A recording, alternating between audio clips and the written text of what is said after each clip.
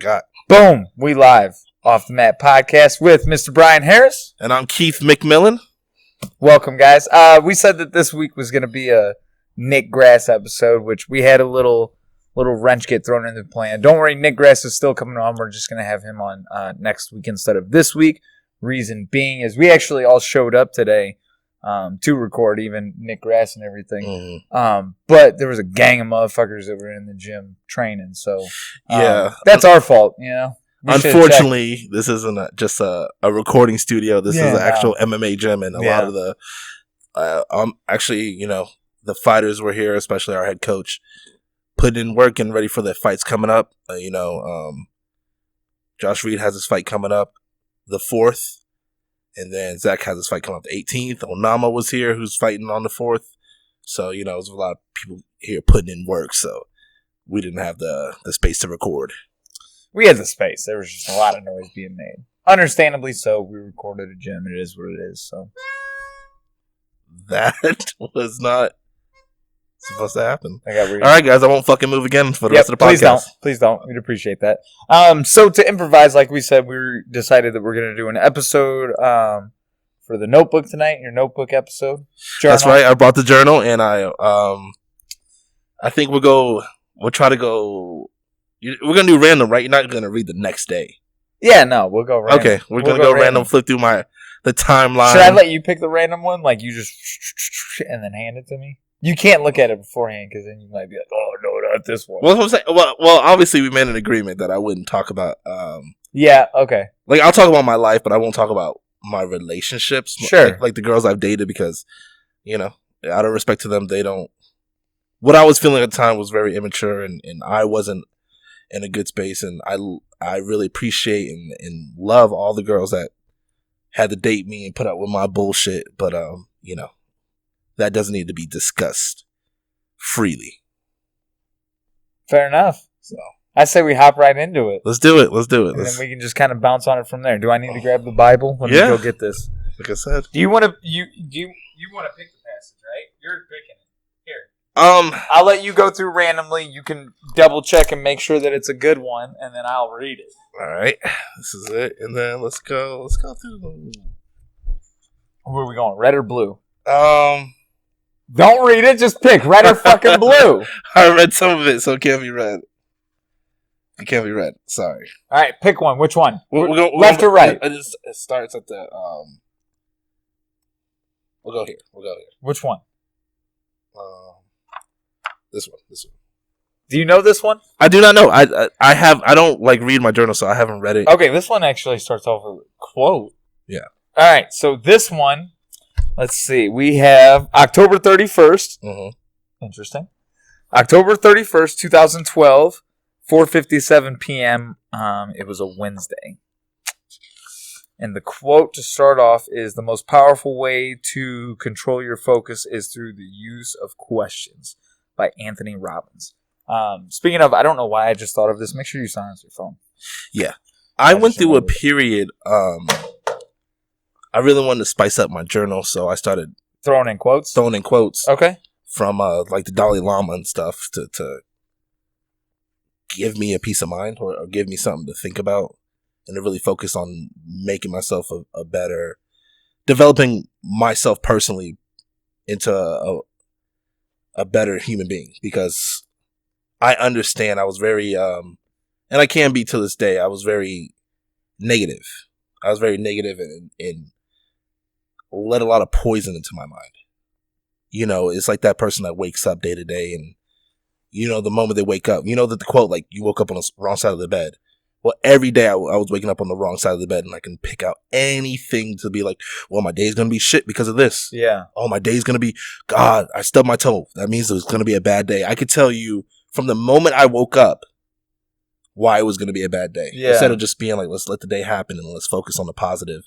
I was a negative individual, and my friends back in the day can tell you that. You know, as much as I like to laugh and be goofy, you know, I had the wrong focus on the day. And, you know, from the moment you wake up, that's the start of your day. And you need to make the most out of it. You need to make the best out of it. But if you wake up and you can tell me 10 reasons why today's going to suck, most likely that's going to come true. I agree with everything you just said, 1,000%. That's, nailed it. Right. Nailed it. I agree with all of that. All right. Did you see the first sentence? No, I did not. All right. Like, and by the way, people, when he reads this out loud, I write based off emotions, and it's not the most grammatically correct. And it's Wait till you hear this first sentence. Oh, God. This first sentence is fucking fantastic. All right, here we go. You ready for this? I'm ready. I purposely woke up at 4 p.m. I told you. I was ready. That's how you started off. I woke up at 4 p.m. on purpose, just in case you were concerned. Just to let me know. All right. Today, after going to bed at 8 a.m., I woke up disappointed at myself. Fucking Keith getting down on himself again. Here we go. Looking at the page next to this one. Now, see, for that, I feel like that should be a 2-pager, right? Right. No? That should? Okay. I was just kind of glancing at the other. Do we need to read that one? It kind of looks like that you put another quote on that one. It's Thomas Jefferson this time. Right. But it looks like you were kind of just like being hard on yourself and kind of trying to get your day like written out. Like you want to wake up at a certain time, go to the gym. That might be like a 3-page one. Yeah, no, it is. It is. Yeah. It is? It's a long one? It's about a 3-pager. Well, if it's imperative to read it, I mean, we can read it. I don't think that it's imperative. Okay, it looks like it's, from me just glancing through it, it looks like a lot of it is just you just trying to find motivation. Cool. All right, let's keep going. Sorry, folks. Constructive. Yeah. Just motivation for the most part. Cool. Well, let's get back to the cool. All right, so you're continuing on trying to get this motivation. Right. All right. Looking at the page next to this one, I said, no more wasted days. Obviously, if I would have continued reading the sentence, we would have probably figured that out. For the most part, I've stayed true to that. Then yesterday, I did nothing. Need to give myself more chores to continue my growth. Monday night, went to I've noticed that about you, like the way you talk, like whenever you're very serious about something, you put it in bullets. You know what I mean? And that's what you did here. Like, I did nothing. Need to give myself more chores to continue my growth. Like everything is a bullet. Like fucking like you're like drilling into yourself almost. Monday night went to a terrible open mic with Ben. We sat around for 2.5 hours. I did at least. Yeah. Ben stressed for 2 hours. All right. Ben stressed for 2 hours. I'll explain who Ben is after. Okay. It broke him for the night. He was funny, but doubted himself. Okay, so he was doing an open mic that night. Okay. I went up and only did 2 minutes. Most of it was crowd work, dealing with that crazy Armenian Batman. Yes. What? That's a real thing? That's a real thing. Okay. It seems unlikely Ben's going to continue. Stand up after the show. Damn. I'll go back on this journey alone. I know one side of me knows that's necessary, and other is scared. I can't keep dragging people into my goals. Everyone must find their own way. Still way early, still growing. Must find ways to get better every time I'm working on comedy. Then the last quote, Better Days, Tupac. Oh, yeah. So, okay. So I would always start my chapters off after a while with a quote from like a famous person or something. And then I would end it with like the song of the day. And Tupac Better Days. Song of the day? And Tupac Better Days was one of my favorite songs. So, you done reading, bro? I'm just kind of checking it out. Yeah, there are a few quotes in there. Yeah. So I would always put the time and date and everything like it was a school paper, and then I would have my quote and then the song of the day if I was listening to it. And then obviously if there was no song the next day, it'd still continue to be Tupac or something. Okay, so that was a time in my life. Obviously I was doing stand up, and we had an open mic. So my friend from school, Ben Gould, very talented individual. He did stage combat, which is, they turn people into they like fight each other on stage. Yeah, but it's very choreographed fighting. Okay. For movies and theater plays and all that stuff, and he was fantastic at that. And he's just a very talented individual overall. with his acting skills and everything, and a very good looking guy. And he started getting into stand up. And going to open mics by myself sucks in my world. Like, even though as a comic it is a lonely journey, I didn't like the journey. Well, I would imagine that would be very similar to like going to a jiu-jitsu tournament or going to a fight by yourself. Yeah. Like, that would suck. Yeah, it would, with like no coaches or anything. So when Ben started, just someone there by your side to support you in general. Like, in that case, like, just having a homie with you, like, there to see you perform.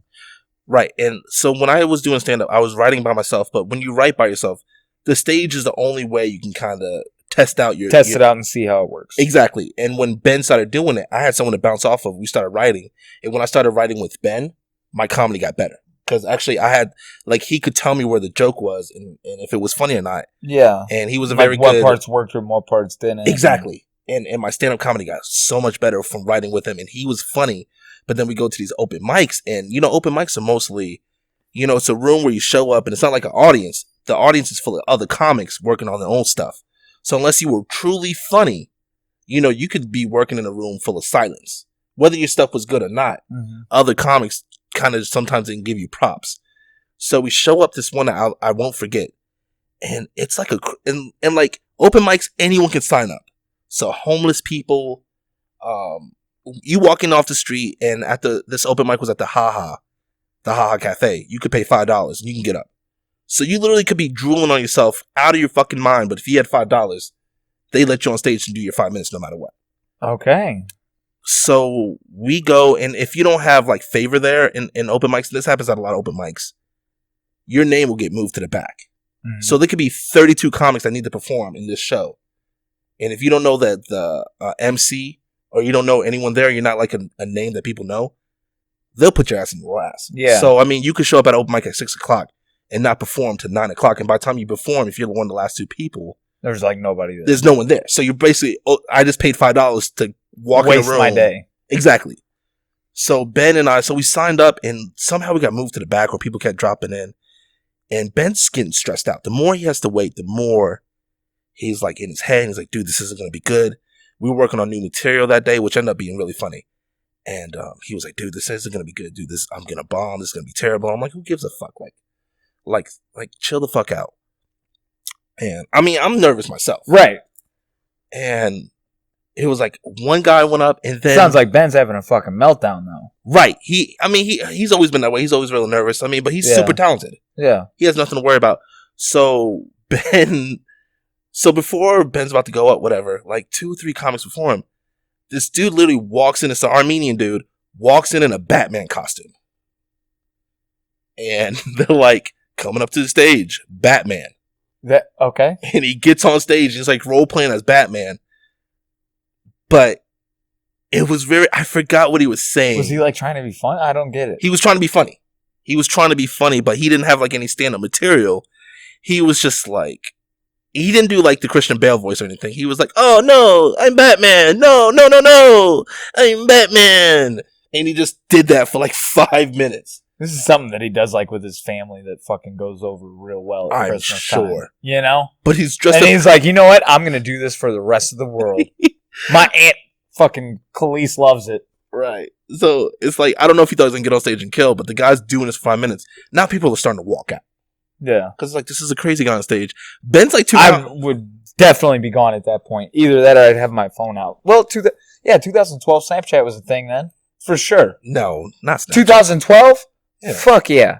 Snapchat? Yeah, bro. Come on. Stop it. I'll look that up later. Yeah. No, that was my senior year. I promise you. Snapchat was real. Okay. Well, we didn't have Snapchat. We were a little older then. But yeah, so Ben's now Ben's really starting to freak out because the little audience that we did have, it's not walking out. Yeah. Like, so now you guys don't have anybody now. You're just fucking. Now the room's going dead because if there was a flow of like people getting funnier and funnier, now there's Batman. It's kind of yeah. So he literally does a whole 5 minutes. So he killed it for everybody behind him. Right. Gotcha. So another comic goes up, does terribly. Now Ben has to go up to dead room because Armenian Ben Batman already doesn't feel good about himself. Right. Well, he's stressed out. He's overthinking I get it. So Ben gets on stage. He does well. When I say Ben's funny, Ben's a funny guy.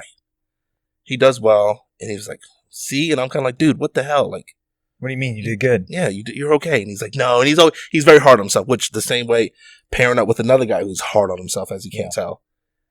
And so finally I got on stage, and I'm one of those people, I'm very in the moment. And I abandoned my material. When I do crowd work, I'm very good at my crowd work, even though I did 2 minutes. I'm very funny when I could play off the reality of the moment. So I made fun of the Armenian Batman, and people were laughing. But I only did that to pussy out from doing my material because I didn't want the stuff I wrote to bomb. So it was a cop-out. Yeah. And it's something I do a lot. And I would still do it to this day, you know, if I was doing more stand-up.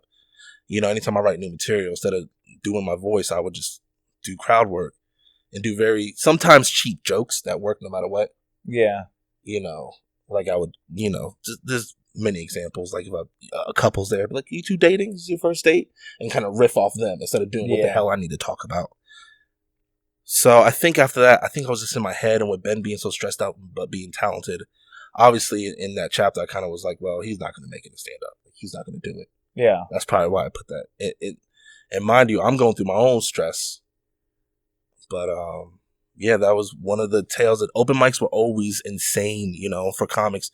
If you make it through them and get to that next level where you perform in front of audiences, it's wonderful. But that grind, just getting through open mics and letting homeless people, especially LA.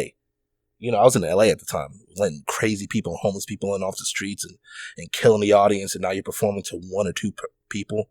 It sucks, dude. Are you still writing? Yes. Have I performed? No. But I wrote stand-up last week. I always write. I write sketch comedy. There's a lot of things I write. I just don't showcase them. Yeah. But that was a very, I was just finding my process of like my self-development. Mm-hmm. You know, this was when Rogan and self-help books started coming into my life. Because, like I said in the beginning, you know, I was a very toxic person. And I think for anyone that's out there, you determine your day. Yeah, I think, you know? I think a lot of it, yeah. I mean, sometimes there's those situations you can't control, but for the most part, yeah, you determine your day. And I agree with that. At least the mindset that you take in. Like how you were saying, like, if you wake up with those premeditated thoughts of like 10 reasons why your day's going to suck whenever you first wake up, then chances are your day's going to fucking blow. And I'm guilty of that. Every now and again, I'll have days like that where I'm just like, man, today's going to, like how you were saying, you'll stub your toe. Yeah. And then you just get that thought in your mind. And you're just like, uh-oh. It's that day. Nothing's going to go wrong. It's one of those fucking days where nothing goes wrong or right. Nothing goes right. Right. Everything goes wrong. But, you know, after a while... I'm fortunate enough to where that doesn't happen back to back. That just happens occasionally where I'll just have a bad day and everything will go wrong. But then past that, I agree with what you're saying, though, because I make a conscious effort to not have negative thoughts for that reason specifically. Well, the crazy thing about it... Am I on your cord? Yeah. You'll deal with it. Yeah, I did deal with it. The crazy thing about it, though, is that a lot of things that people don't realize is that becomes a habit after a while. Yeah. You know, and... Or routine, I think, is a lot of it. Like, you just get used to it, yeah. Yeah, and it became very routine for me. And then I try to, like, kind of spew out my toxicity around other people. It's because it's easy. Yes. You know? That's why people go to that so much. It's just so easy to, like, just be like, oh, well, it's going to fucking suck. Just, like, give up and not put any effort in. So it's not easy to try and fucking maintain a positive attitude when you stubbed your toe, trip down the stairs, and hit your face on the fucking floor.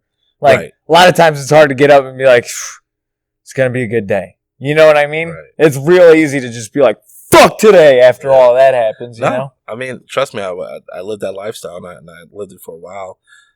But, you know, that was a very, very crossroads moment in my life when I was doing stand-up with Ben, because I had the confidence and had someone to fall back on. And now that we were writing together, I actually wrote some material.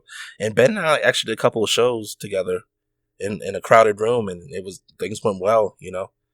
And, you know, I would love to say him and I are about to go on the road and headline a club, but, you know, we didn't get to that point.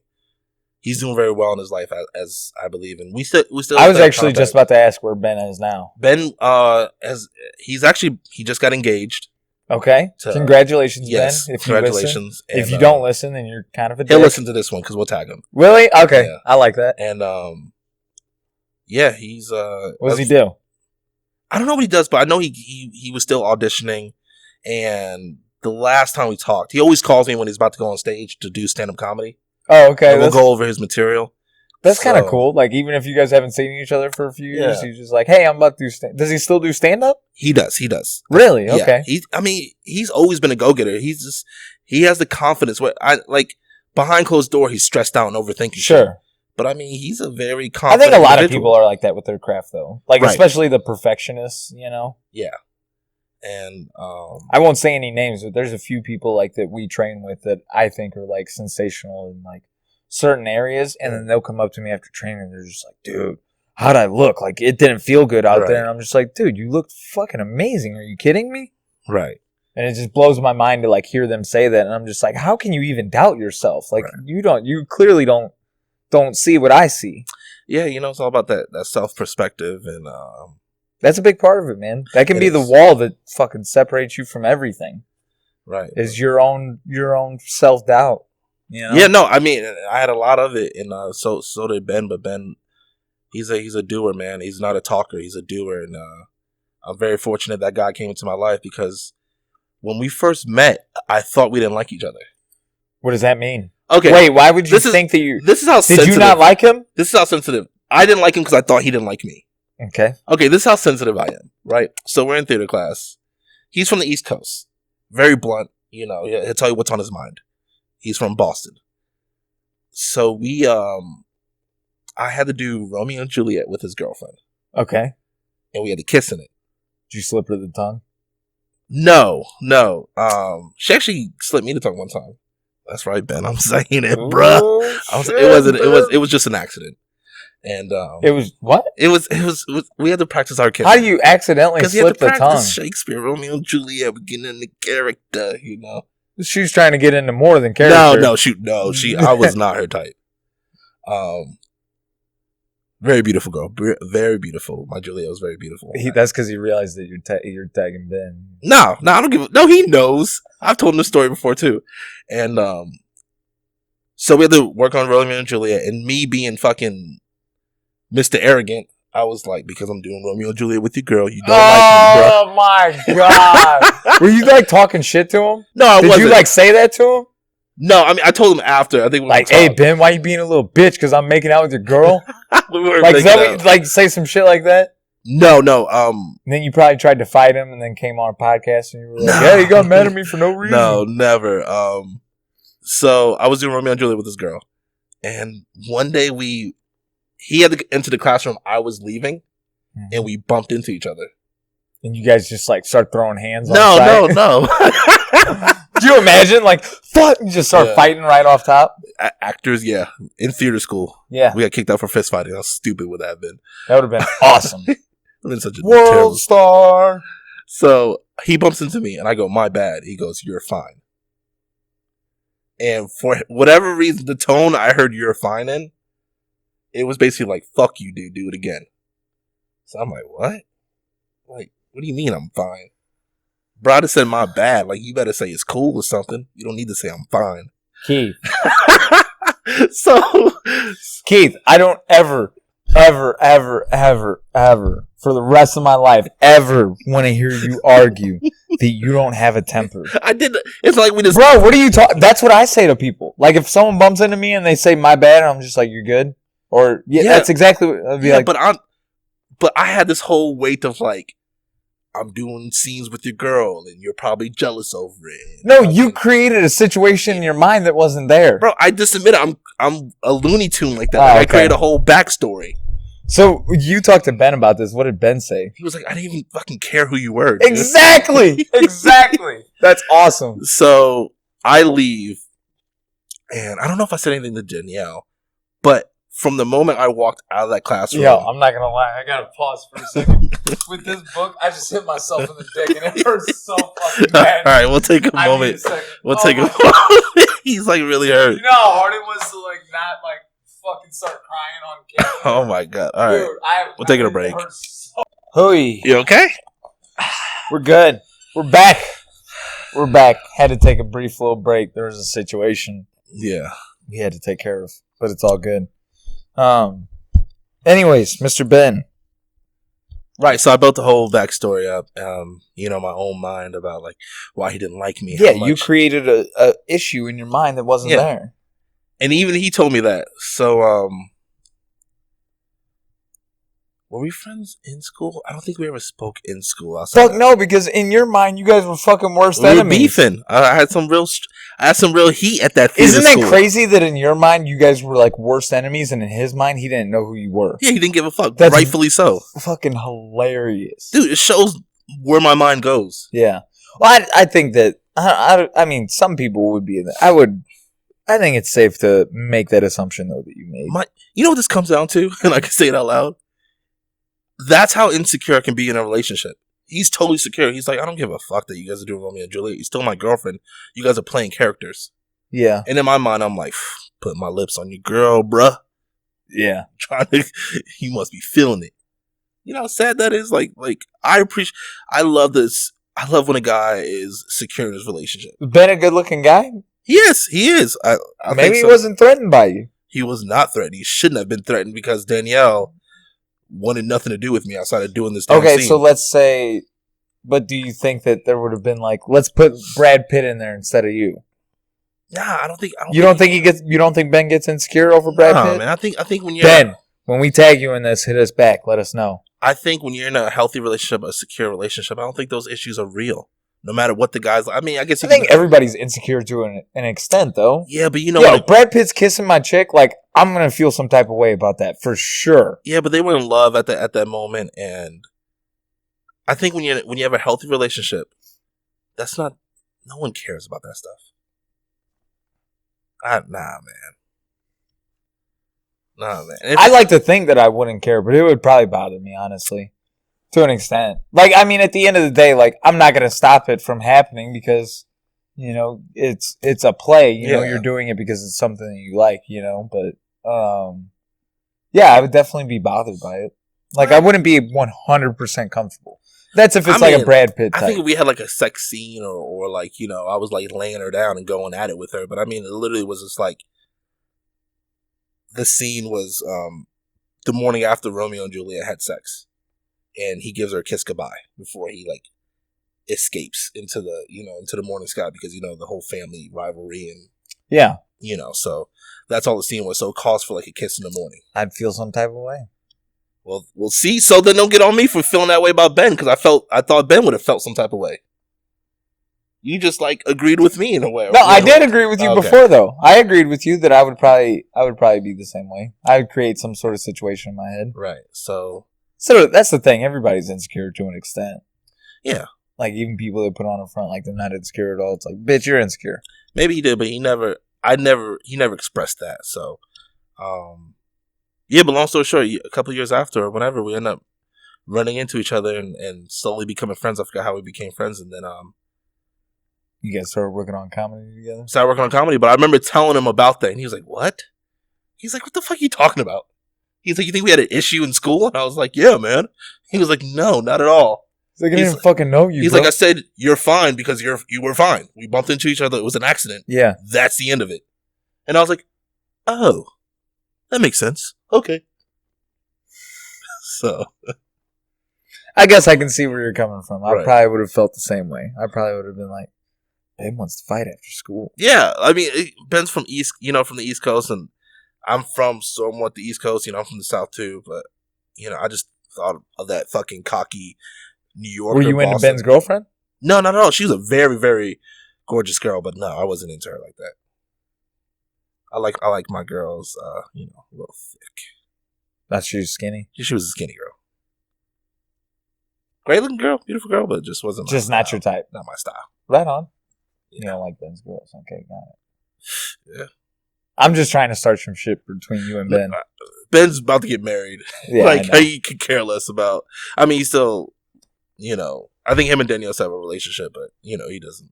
He's far from that. But I mean, God, I was in theater school. Can you imagine? Imagine me back in theater school, dude. Just like 2012 was that 7 years ago? Yeah, but I still had like this street mentality. It was ignorant street mentality. Like I'm still carrying my issues and my background from Florida into California at a theater school. Trying to fight people. You know, I was so dumb back then. Such an idiot. Yeah. I mean, you can look back at all kinds of situations in your life and just be like, God damn, what a fucking idiot. Yeah, you know, being in the theater school, and I'm like, I mean, that's how anything is, though. You were going into a situation that you didn't know anything about. You know, you're going to a new school in a new state that you know absolutely nothing about. So you handled the situation how you knew how to. Yeah. And that was how you acted in Florida. So you're like, fuck it, that's all I know. Yeah. I'm going to roll in with that, see what happens. Shit didn't work out, and you had to adapt a little bit. So there it is. That's how we adapt, so you know? Silly. Evolve a little bit. Right. Throw yourselves into some situations you're not used to. Same thing for me. Like, there's, like, subtle differences between, like, St. Louis and Kansas City. Not nearly as much as Florida and fucking California. That's a night and day difference. Yeah, that was a very culture shock for me. You know, going from around a bunch of rednecks and Puerto Ricans and Haitians to being around, all of a sudden I'm around a lot of gay people. Hippies, you know. A lot of peace-loving people. You know, going from rednecks to I need to watch my back to all of a sudden, you know. Definitely a lot different situation. A lot more people did not want to fight as much as I wanted to fight them. Why are you always trying to fight somebody? I'm not. Dude, anyone that would have fought me from fucking the year 2016. That's what the one thing I don't understand is, like, you're trying to fight these people all the fucking time. And I didn't try to fight. I didn't try to fight Ben. But I had that mindset that I was like... You were ready to throw down with Ben at any point in time. Like, anytime you saw Ben, you can't tell me that you didn't tense up a little bit. Like, I wish that motherfucker would. I'll probably, but I was an idiot, though. Thank God he didn't. Probably would have beat the shit out of me. You think? I don't know. I think he did judo or something back then. I could be fucking totally built. But still, I mean, like, not even that situation. Just like, I don't know. You always tell stories where you're like, yeah, now I was about to punch this fucking guy. Yeah, because in Florida, that's like my mindset. Like everything always ends with a fight because I was such a. How many fights have you been in? Not a lot, because I would fucking puss out. Okay, all right. I talk shit. The reason why I talk a lot of shit and I had that ego that I could fight at any moment is because I never got beaten up. If I'd have took a hard L, like I said in the last episode, I probably shouldn't be talking shit. Yeah, if I would have took a hard L, I probably would have never fucking, every mindset I would have been like, hey man, I'm sorry, or, you know, I would have avoided the situation, but because I didn't get beat up at that point. Did I ever tell you about the hard L I took? No, please do. Hard L. Hard L. I might be able to find like a video of it. I might be able to. You got World Star? Essentially, yeah. Holy shit. Yeah. Your fault or the other guy just being a... like what? No, so I'll tell you the whole story. I'll tell you the whole story. So this is back when I'm living in Hazelwood, right? This is back fucking Knockout Boys, all that right. Dumb shit, right? I'm in middle school being a fucking idiot, right? So I'll never forget it. Wait, hold on. For anyone that hasn't listened to the early episodes, Brian was in a gang called the Knockout Boys. It wasn't even like, so whenever he says it like that, like we were fucking middle schoolers at the time. So it was like we sold weed in the hallways, and then unbeknownst to me, like they carried guns. I didn't know that they carried guns, but that was like a thing. So it was like we fought kids that we didn't like that were in rival gangs, and we sold weed in the hallways. That's what I meant by we were in a gang. So now you're all caught up. Keep going. You're all caught up. Yeah. So, yeah, I'm like 13 years old. And it was actually my best friend at the time. Like, I hung out, we had like 3 classes together, and I hung out with him all the fucking times. Dude, DeAndre Edwards, I'll never forget him. Big motherfucker. Big dude. Yeah. So he got held back a year, right? he got held back a year. So he was actually bigger than everybody else. He was like taller. Like, he's 13, he's got a beard, essentially, is what's going on. And, yeah, he was my boy, and we would like always talk shit to each other. And one day I was talking shit. I guess I just took it a little too far. So let me tell you a little bit about DeAndre, though, because DeAndre's a cool fucking guy. Like, this L that I took, I don't hold it against him at all. Right. Like, I probably deserve that ass whooping. Like, I talked a lot of shit to DeAndre, and the fact that it took him that long to finally be like, all right, let's just fight and we'll see what happens, you know? You know, respect for that. Right. So I talked a lot of shit to DeAndre just because he was my homie, right? So, DeAndre's a very quiet guy. He does not talk much at all. Like, even in social settings, like, he is not talking very much at all. Right. But whenever he talks, like, he's an emotional dude. So, like, if he's upset, like, you knew he was fucking upset. Like, if he was happy, you knew he was happy. So, like, those sorts of things, like, you would know. But past that, like, he didn't talk very much. Right. Right. You know, he wouldn't talk about what's going on, how he felt, things like that. You could just kind of tell based off his body language and his demeanor. Right. So, I'm talking shit to DeAndre one day, and this is in fucking Mr. Ryder's science class. Never forget this shit, dude. I could fucking lay out the whole school for you. And talking shit to him, he's talking shit back to me. He was like, and he was just like, all right, we're going to fight then. I was like, all right, motherfucker, we'll fight. That's cool. Like, whatever, we're going to fight, you know?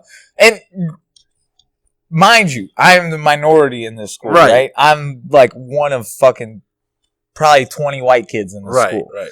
So I'm like, all right, then we'll fight. I mean, it is what it is. And he was like, all right, well, after. At this moment, do you think you're still playing around, or you're just kind of like, whatever, like, let's do this? I think we're still playing around, but I'm cautious. Okay. I'm like, this could potentially go south. I kind of have a feeling like I can't tell if he's serious or not, but he's definitely getting a reaction out of what's going on, you know? So yeah, he was like, all right, let's fucking fight. I was like, all right, man, you let me know. Right. And he was like, let's just do it today after fucking school. We'll meet up at Lil Joe's house. Lil Joe, you knew about Lil Joe. Yeah, I know about Lil Joe. A lot of shit went down at Lil Joe's house. Right. So I was like, all right, bet then. Call me. So here's the thing in my mind. Because I wanted to bitch out. I did. I wanted to. So I'm sitting here after school, right? And, you know, there's a bunch of kids that are around. There's probably like 2 or 3 kids that are around while all this is going on, all fucking hyped up. Like, oh, Brian and DeAndre going to fight after school. You know, getting all kinds of hyped up. God, that's the worst. You know what's funny now? But it was only a few. It wasn't as many as I thought. Because I'm the same way of like, fuck, now it's for real. Because like, this wildfire of drama is going to spread, and then it's going to be out of my control. But it was only like 2 or 3 people, so I was like, this might not go anywhere. You know what's funny for artists, you know, comic, actor, you know, even fighters, did it plug out? It's okay. I don't think it plugged out. Nah, let it roll. Okay. Well, make sure it didn't stop recording, though. Sorry, guys. I just dropped your thing. My bad. Yeah. No, you're fine. Still good? Yeah, so be good. All right. So let me. It's still going, dude. I'm just chopping it up. Ain't nothing supposed to be chopped up. So yeah. So for artists, it's funny. Like nowadays, like some of the requirements to perform at certain venues, you need to bring a certain amount of people. Really? Yeah. Like for comics, sometimes we'll be like, you need to bring 10 people or you can't perform. It's real silly, but it's for business. But it's hilarious. Like now thinking about that, but back in the day, in high school or whatever school, if you're like, this is about to be a fight, you could get like 40, 50 people instantly. I'm like, oh, shit. Yes, you can. Everyone loves live entertainment, and nothing's more better than watching someone get that ass whipped. Yes, they do. Yes, they do. Right. So, there's only like 2 or 3 people there, so I'm like, all right, this might be whatever. And school lets out, and I go home. So I go home and I'm at my house and I'm actually taking a nap. Like I lay down and take a nap. So here's what I'm thinking in my mind. I'm like, all right, well, if he actually goes to Lil Joe's house, right, he's going to call me, you know, and be like, where the fuck you at? You ain't here. And at that point, I'm going to have to man the fuck up and go to Lil Joe's house and fucking fight DeAndre. I do not want to fight DeAndre. Right. I have no desire to fight DeAndre whatsoever. Because I know DeAndre's about to whoop that ass. Because this dude is a monster compared to me. An absolute monster compared to me. And so, yeah, I went home and I took a nap. And I'm laying down taking a nap. And my goddamn fucking phone starts ringing. Uh-oh. It's fucking DeAndre. And I was like, God. And I answered. He's like, where you at? I was like, I'm at the crib. About to head over to Lil Joe's house. So you kind of already know you're about to take it out. Oh, yeah. Hard. So I was like, all right. Why not just apologize? Be like, hey, man, I'm sorry. Cause, dude, like, I'm like the one white kid in this. I'm like the only cool white kid in the school, right? So when I say there's like 20 white kids in the school, like, I'm the only one that's talking to everybody in the school. Right. The other 19 are talking to themselves. Like, they're all talking to each other and they're staying in their own little circle. So you have a reputation that you gotta uphold. Yeah. Like, I mean, then I might as well be hanging out with just these 19 white kids and just be stuck in Whitey McWhiterson the rest of my life. You know what I mean? You know, some people like that. And that's fine. I'm not about that. I need some flavor in my life. All right, let's go. So, I was like, all right, I guess I'm going to go over to little Joe's house. So I'm telling my brother about what's going on, right? My brother got home from high school. And Johnny Petrico, I've actually talked about him. He's a cop now. Right. He was over at the house, right? And he's a fucking wild man. So Johnny Petrico could drive at the time. My brother had just turned 16 but didn't have a car. Right. So they know about the situation. They're getting hyped with me, and my brother's like trying to tell me, he's like, all right, whenever you go in there, he's taller than you. You just need to throw an overhand right off top. And like, just clock him as hard as you can. It's your best bet. Like, he's trying to like help me get prepared for this. And you know, it's not like I've never been in a fight before, but like the size difference was that significant that my brother felt like that he needed to coach me. You know? So like, he's like freaking me out because he's like trying to give me advice. So I'm just like, oh, fuck, he doesn't believe in me either. I'm like, this is going to go terrible. Right. So then we drive over to Lil Joe's house, and there's like fucking 25 kids there. Same scenario. It's an event. And I know every single one of them motherfuckers. It's an event, man. Like, hey, guys, how's it going? Bro, when someone you know is headlining a fight card, you have to go. Yeah. So you were headlining that fight today. Yeah, I sure was. And so we were all at Lil Joe's house, and we walked down to this field down the street, and fucking DeAndre and I fought, and that was it. That's it. Off the Met podcast. We'll see you later, guys. No. So we went down the street, and DeAndre was a twin. He had a twin brother named D'Angelo, and D'Angelo was recording on a camera. So there's that. That's why I'm saying I might be able to find it. I'm gonna try and find it. Please, I would love to clip it in this fucking episode. I don't know if I'll be able to find it because like I was so embarrassed as a kid. I remember reporting the video to YouTube, so I think it might have gotten pulled. Like I was so embarrassed as a kid, dude. Do you remember the title of the video? I think it was Brian and DeAndre banging. Oh, okay. I think that's what it was called, or DeAndre and Brian banging, or something like that. It was something along those lines, right? But yeah, so essentially, we square up, and oh man, like I could see images in my head too. Like it was bad. Like the way I was squared up, like I had my hands out to where it was like this. Like there's like this big opening right here where I'm just like dying to get hit in the face, and I'm like putting a lot of weight on my front leg and everything. And it's just bad. And I like have my hands up like ready to block my head for when DeAndre unloads on me. And DeAndre like lunges at me, right? And I flinch fucking hard. Like you see it in the video. I flinch fucking hard like a bomb's about to come down, right? And then he fucking flinches at me again, and he lunges at me again, and I flinch one more time, not nearly as hard. The first time I flinched so fucking hard, dude. Right. Second time I flinched not nearly as hard, and then third time he just pop, pop, pop, just started unloading on. He probably hit me with like 4 or 5 clean shots, just like straight hooks, and then fucking dropped me. That was it. Knocked me out. You got knocked out? Oh, I got knocked out. Yeah. Yeah. Like, I didn't know it at the time, though, but now, like, looking back and now that I know what a knockout is, yeah, like, I got knocked out. Because I remember, like, he lunged at me those couple times, then he came in and was just, like, fucking... Like, in the video, it's basically him just throwing hooks, like, wide hooks to the side of my head. And then, yeah, next thing I remember is I'm, like, waking up in this grass field. And it's like, I remember, like, the side view of the field, and I'm, like, getting up, and I'm like, oh, fuck, DeAndre just beat my ass. Like, I didn't remember, like, the fight right then in that moment, but I just remember thinking, like, DeAndre just fucked me up. So then I start walking back to the group of 20 people. D'Angelo's got a goddamn camera in my face saying, you got knocked the fuck out. Sorry, this is great. No, it's good, dude. Let it out for sure. It's funny. It's funny. I hope that I can find the video. Because, like, I wish that, like, I wasn't so embarrassed as a kid. Because now, like, I wish I had the video. So your brother and Johnny Petrico let it be a 1-on-1. Like, no one wanted to jump in, right? That's how it was, dude. Yeah. That's how it was. I love. Hey, shout out to St. Louis because in Florida, that would have been a family fight. That's why I was saying, like, when we were talking about it, like when we were talking about the Jorge Masvidal thing, like, we don't have respect for that in St. Louis. No. Like, if someone wants to fight you, they're gonna tell you, like, I want to fight you, and that's, you got to keep it that way, you know. So, were y'all cool after this? Yeah, it was right back to normal. So y'all were friends again. Right back to the way it was. Crazy. Right after that, it was like nothing even happened. Yeah, good for you, man. Yeah, and I actually got a lot of respect too for, like, even though I got, dude, like, I literally just took 6 shots to the dome and I fucking fell asleep standing up. Right. You know, that's basically what happened.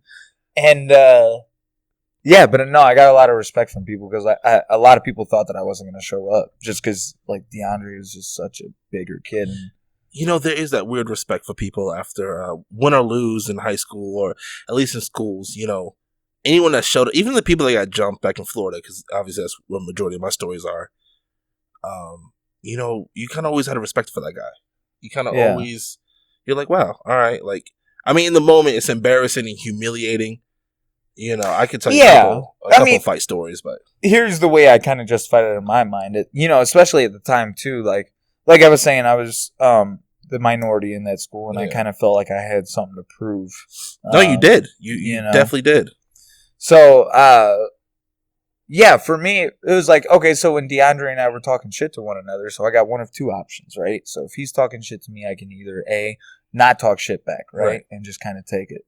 Then I'm a bitch just for taking it, you know? People are going to walk all over me for that. Or 2, I can talk shit back, you know? Right. So 2, I got to throw it back because I can't just have any fucking Joe Schmo coming up to me talking shit, acting like they can do whatever they want to me, you know? So I got to talk shit back to DeAndre. And I don't even remember who started it. Like I said, we were buddies, so we would just talk shit just to talk shit.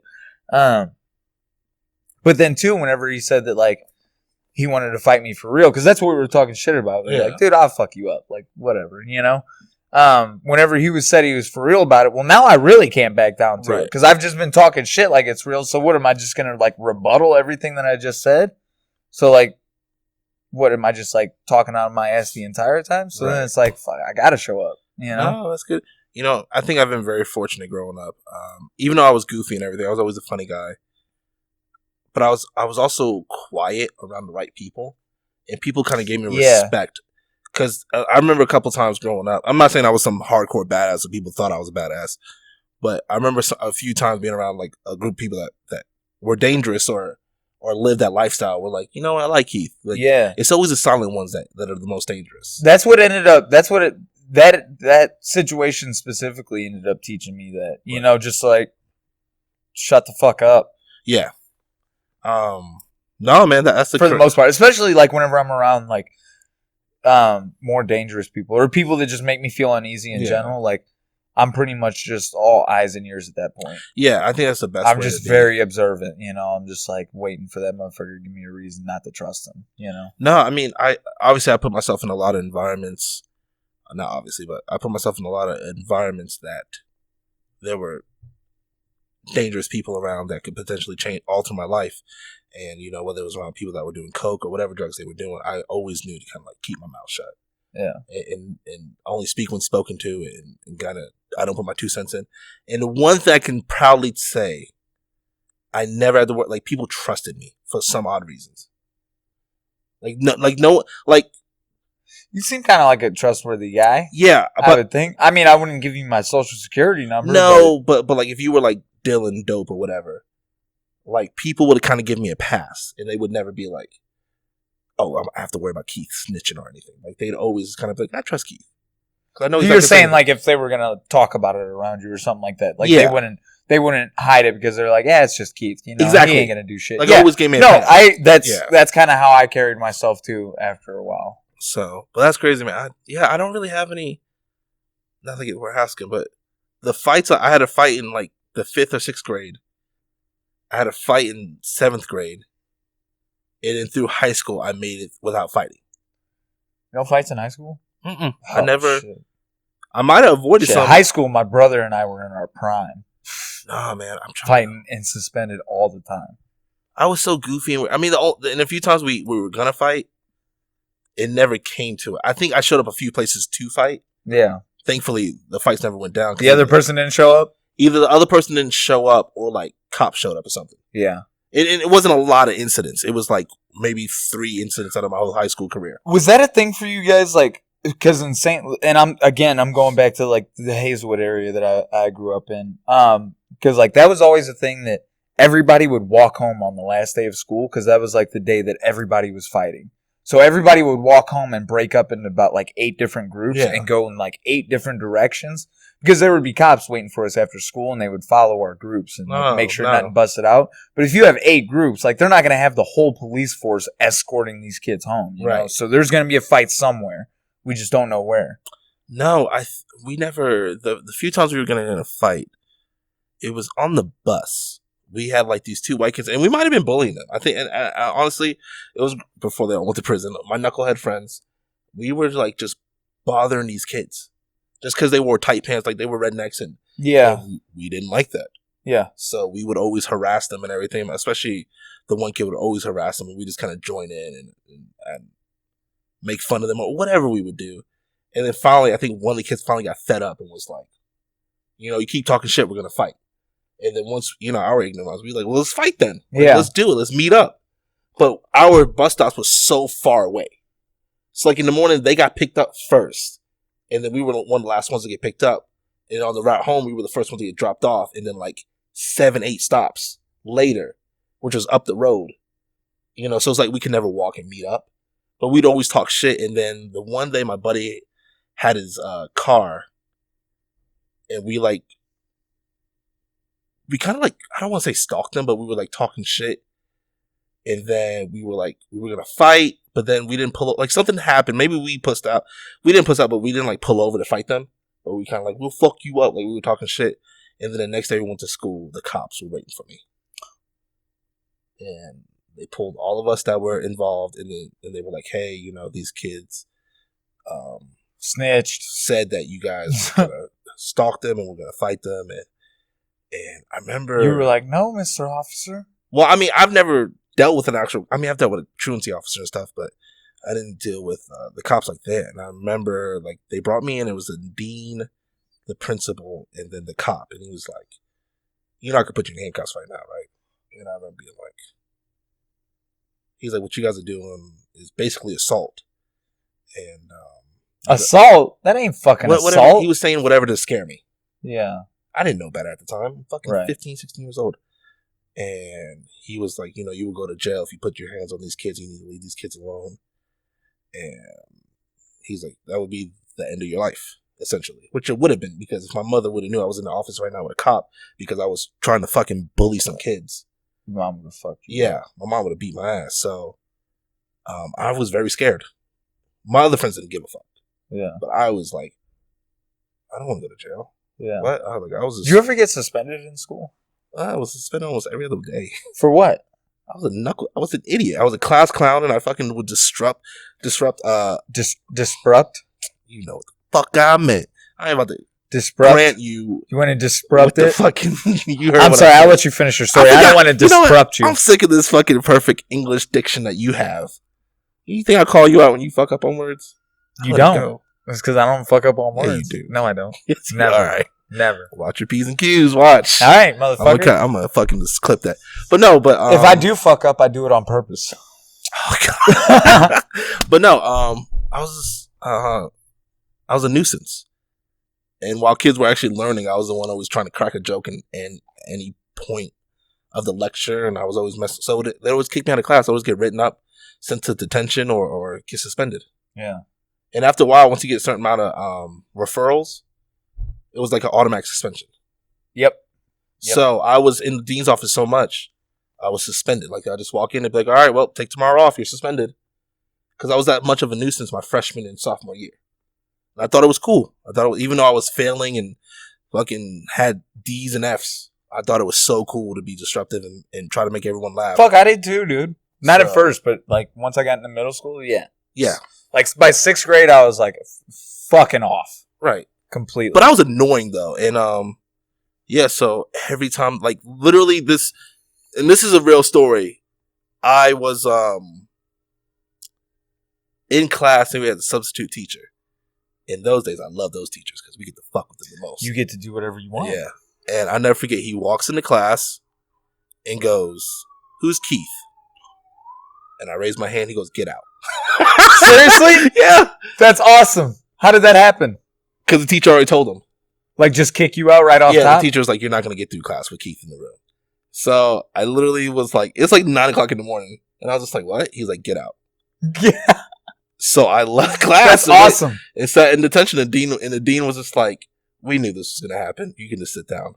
And I had to sit from fucking, it was like however long the period was. So you were a shithead? Yes. Okay.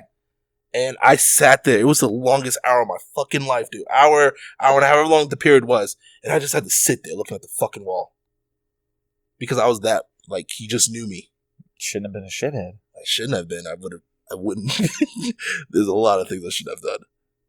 But yeah, that was my freshman and sophomore year. Yeah. I had so many referrals that, and this could be made up, but I was told I was a few away from being expelled.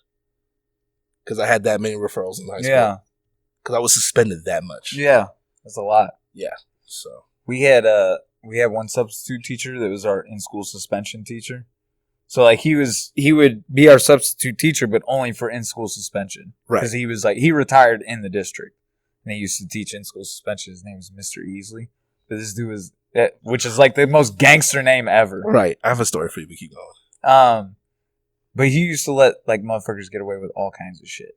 So he was, dude, it would fuck me up. He was interesting in the sense that like you could ask him for something and he would either give it to you, whatever it was, or just basically tell you to fuck off like any kid expected. So for example, he was going to lunch and we were all about to go to lunch and I was like, "What are you having for lunch?" He was like, "I think I'm going to run to McDonald's." I was like, "You grab me a Big Mac, large fry, and a Dr. Pepper?"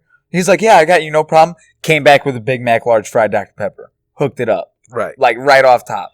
He would do all kinds of like little shit like that. So like, if someone asks to sleep, like sleeping's not allowed at all. And he's like constantly waking people up throughout the day. But like, if you weren't like a shithead and you were good for like 2 days and you were like, "Mr. Easley, can I sleep?" Like, "Yeah, go ahead." You know, wouldn't give a fuck. So, but it was like hit or miss. Sometimes you would ask and you'd just be like, "No, you're in suspension. What are you talking about?" Right. I don't know. Strange cat. Anyways, your story. Go. So, my freshman year, I was getting suspended. I was a fucking F student. I was stupid. Hanging out with everything, the recipe for a bad person. And I had this teacher named Mr. Carney. He was a science teacher. Now, I was skipping school a lot, getting suspended a lot, and I didn't know anything. I probably still had an 8th grade level overall because that's how much I didn't give a fuck about school. Yeah. So, like, I remember he was annoyed at me because, like, I wouldn't show up but on test days. So I was never there through the whole lecture of learning about fucking photosynthesis or anything. But I would show up on test day, fail the fucking test, and then I would leave and wouldn't come back to this class again until the next test day. And so much so... What the fuck are you even showing up for then? Because I think I had to. My mother was either off work or she made me go. I don't understand why you would show up for test day. Like, you're still going to fail. Yeah, no shit. But I think I was just there. Oh, okay. So I remember I showed up for exams.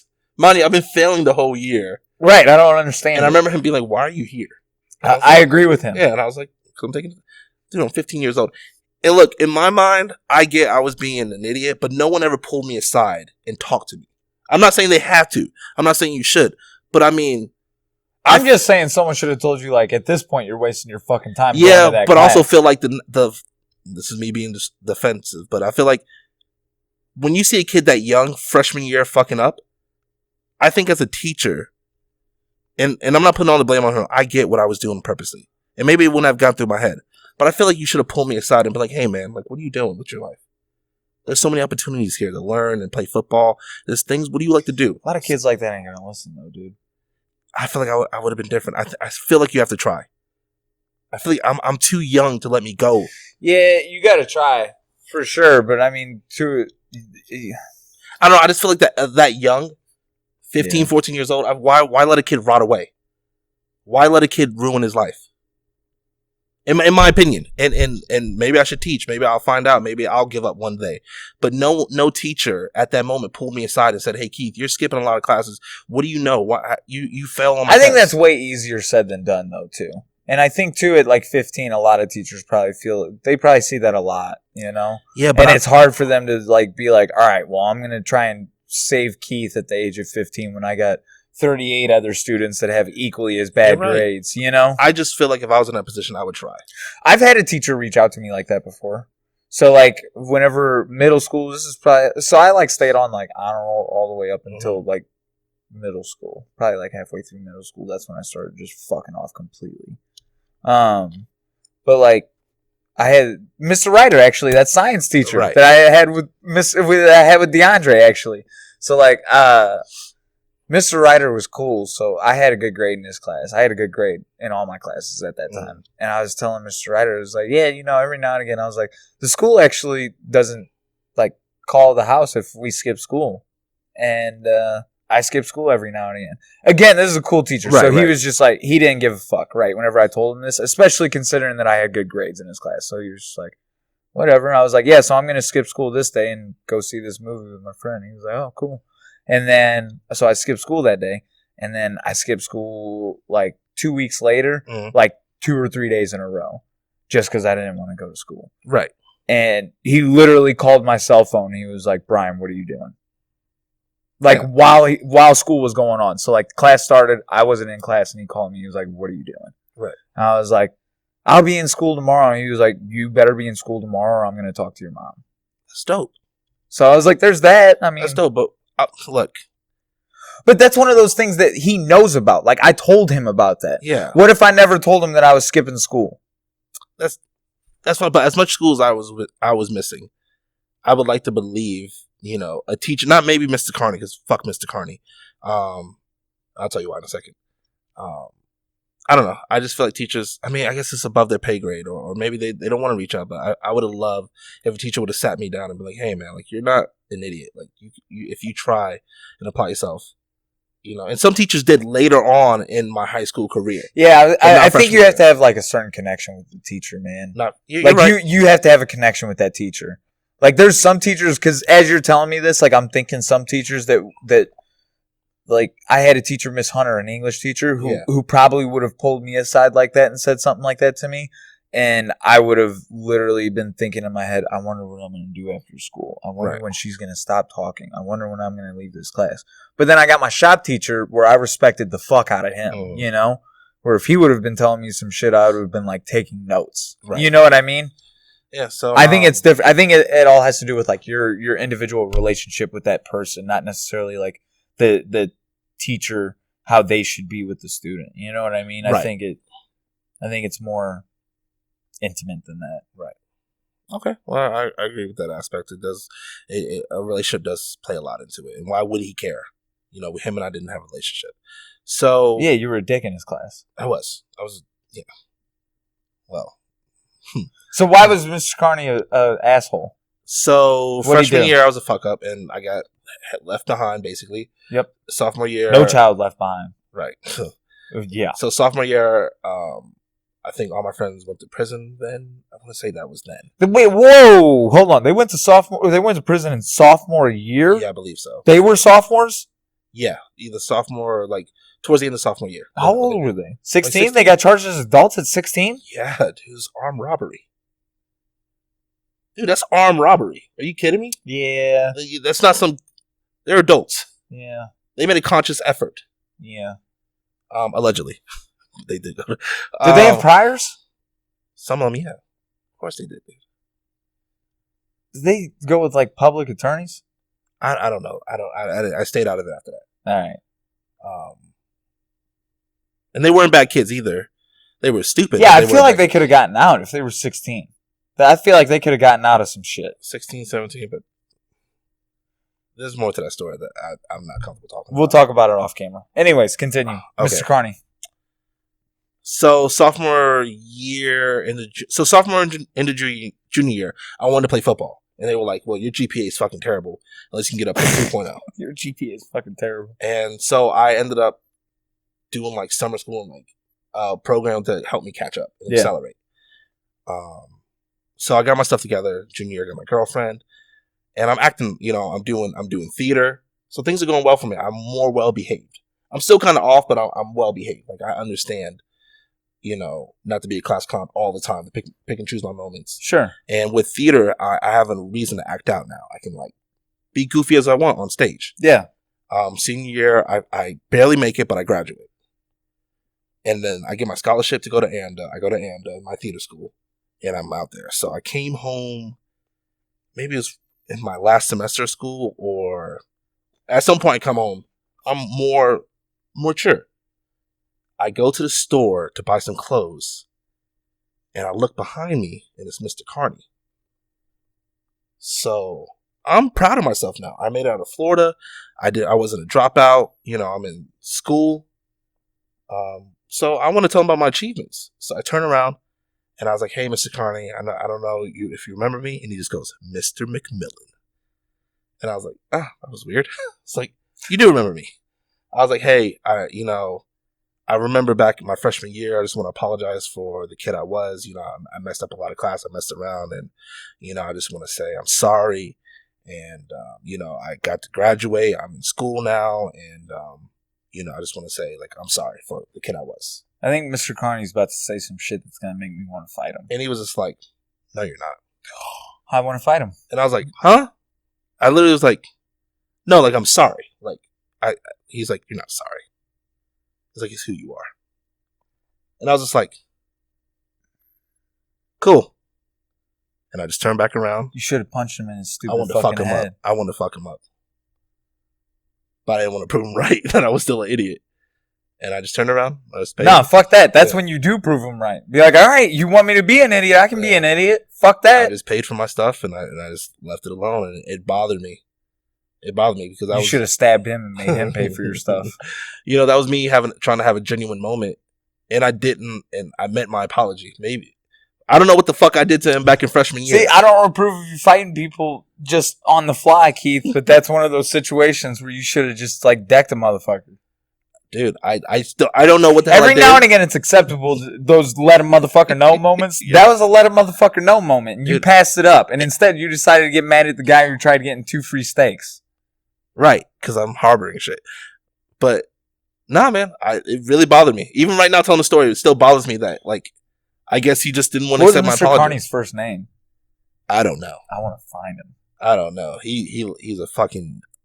I'm not going to go on and slander him. I mean, yeah, it sucked, but yeah, no, man, I remember that day very vividly. I just remember him being like, "No, you're not sorry. It's who you are." I was just like, holy shit. Wow. Like, I'm like, you're still holding on to some shit I did freshman year. Yeah, that's a guy who's not happy with his life. Yeah, like this is 4 or 5 years ago.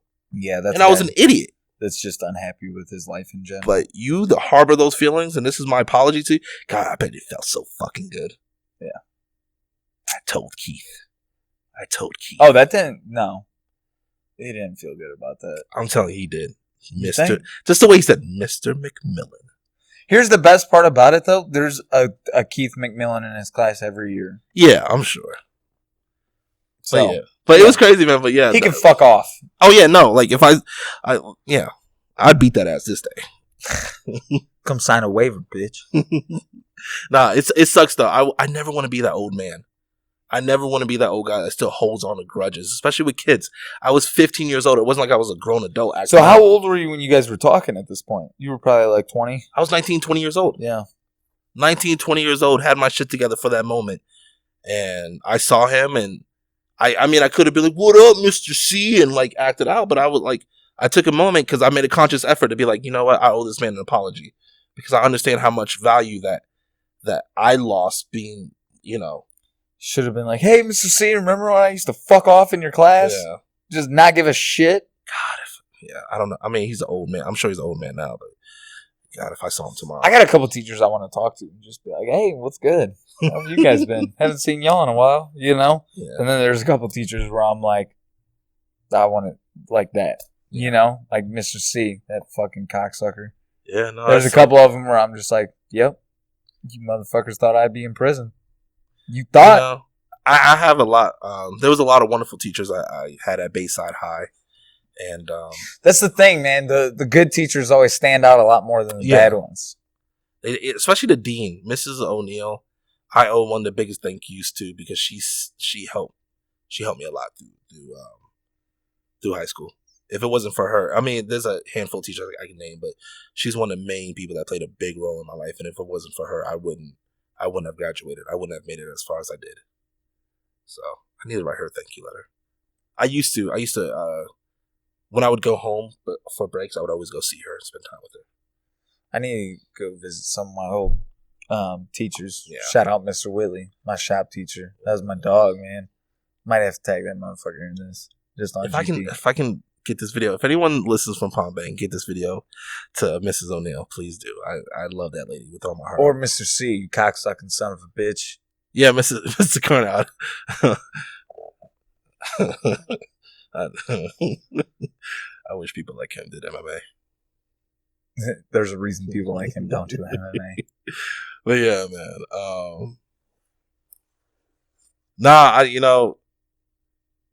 I had a long, long way of growing up. And by the way, when I talk about, and I want to get this out of the way, when I talk about my friends, a few of them are still my friends.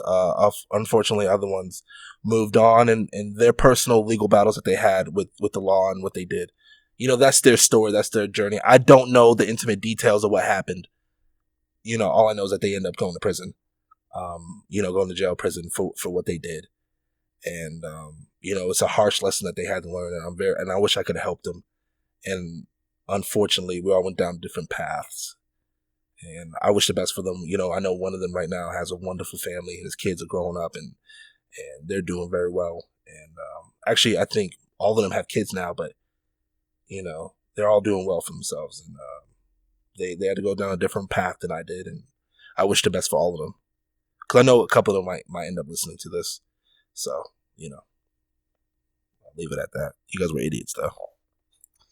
We're all idiots, dude. We all are. That's how it goes. We all got to grow.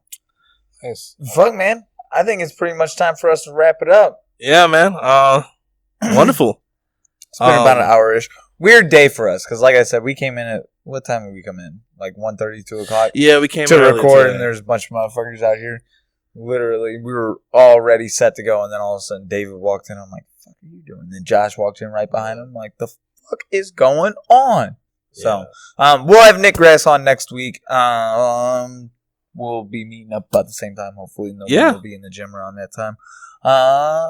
What else do we have going on? Let's see. What are we at right now for subscribers? We're at like 55 or something like 54. That. 54. We're getting a subscriber per episode, so we need to do... It's painful, but, I mean, it's progress. It's a slow process, but you know what? I don't want Zach on right now anyway before his fight. He has a lot more to prepare for than worry about doing the podcast at the moment, but we'll get there one day. And, you and I have a lot... You've asked me for weeks to get this damn episode of just audio so we can get it on Spotify and iTunes. And when we do, maybe I'll get the episode up tonight, audio-wise, so I can send it to you. And hopefully we'll have more avenues. We'll have an Instagram page. A bunch of shit coming your way. So I have had people ask me about the shirts. I don't know if anyone's asked you. No one's asked me about the shirts. I need to put it. We're gonna have it right here. I've had people ask me about the shirts. I've had people request me to write their names down to pre-order the shirts. If you guys want a shirt, please reach out. And we're not finished with them just yet, but we're just about there. Yeah, there's some final touches. Brian doesn't like his face. It's not that I don't like my face. One, I don't have glasses. Right. And we want to get it down perfect to the T. My wonderful girlfriend has been designing these shirts, and she did a fantastic job. No, she did for sure. And so yeah, that's awesome. If people want to wear these shirts, I would love to get them out. So we'll make it happen. Yeah, people want the shirts. And then I also got some more positive notebook feedback as well. I'll tell you who. Okay, cool. Yeah, that's exciting because we'll keep doing it. Not a lot. Not every episode, but we'll once a month. Once a month. That sounds good. We'll do it. Like once every 4 episodes or so. All right, guys. You got anything else, Keith? Nah, KCFA this weekend with Matt Waters commentating. If you can't be there in person, find the audio and watch it. Matt and Megan are wonderful commentators, so very excited for that. And yeah, just keep supporting. And that's it. That's all I got. All right, guys, we out of here. Love, peace, chicken grease. All right, bye. I like how I say love, peace, chicken grease. You go, all right, bye. That's right. All right, That's our thing. goodbye. People say to me now at work. What, love, peace, chicken Yeah. grease? Why? Like Haley would do it, like, oh, Mikey, love, peace, chicken grease.